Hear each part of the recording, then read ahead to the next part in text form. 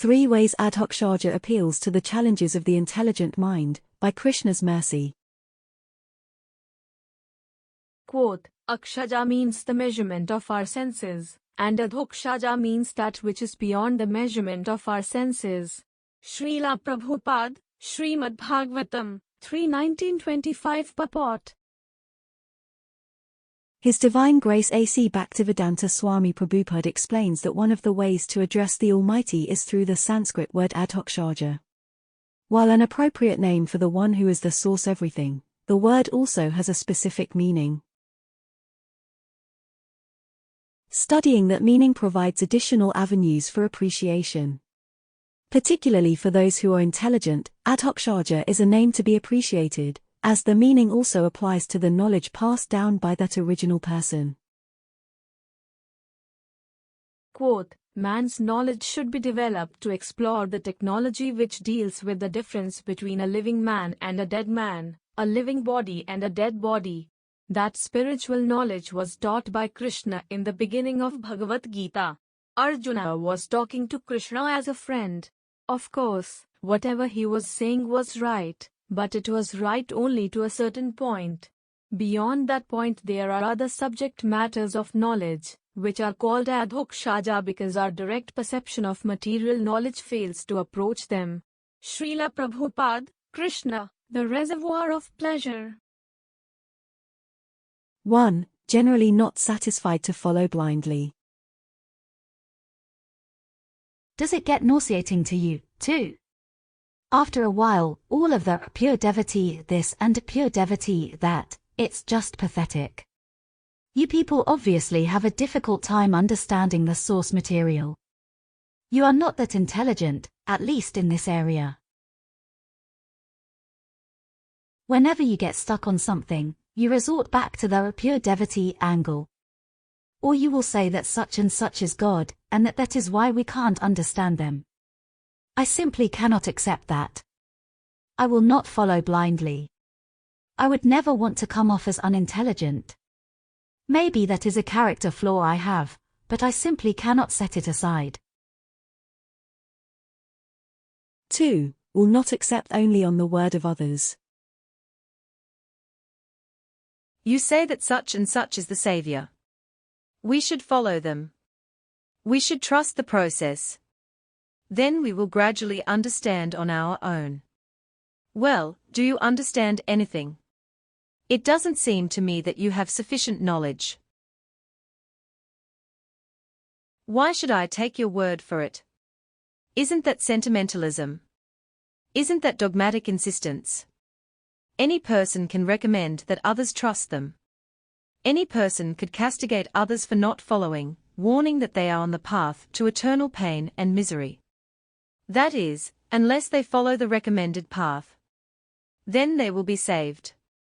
How, exactly? No one knows. 3. Will not settle for respecting from a distance. I get it that you treat the matter gravely. You have a healthy respect. This person is supposedly the most important in the entire world. In the entire universe, in fact. Since they control the universe, you refer to them as Juggernaut. But why the fear? Why the awe? I appreciate higher concepts, for sure. I acknowledge authority that is superior to me. At the same time, I have a brain. I would like to use it.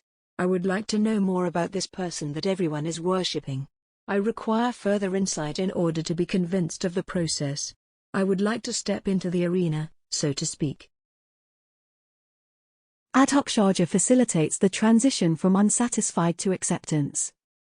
At least as far as the mind can understand, there is the opportunity to ask questions. There is a way to measure, to speak. For instance, if someone claims that God is the strongest person in the world, there are historical examples that serve as tests for quantification. These incidents create benchmarks, if you will. In the Avatara of Sri Rama, the Supreme Lord lifts the heaviest bow imaginable.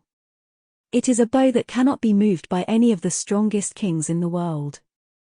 Rama lifts it and applies string without hesitation or strenuous exertion. For the comparison with respect to beauty, we have known objects of reference like the soothing moonlight, the lotus flower, the spring season, and the dark cloud about to pour rain. These are but comparisons, as nothing can actually compare to the one who is beauty personified. If we want to measure the intelligence in God, we have sacred texts like bhagavad-gita. A single Sanskrit shloka can be studied, contemplated, and reassessed for the duration of an entire lifetime. There is eternal relevance. From a verse explaining the continuation of consciousness, I simultaneously get an appreciation for the potency of air, and how it moves unobstructed. Shariran yad avapnoti. Yach chape utkramtishvara. Grihitvetani sanyati. Vayur gandhan ivashat.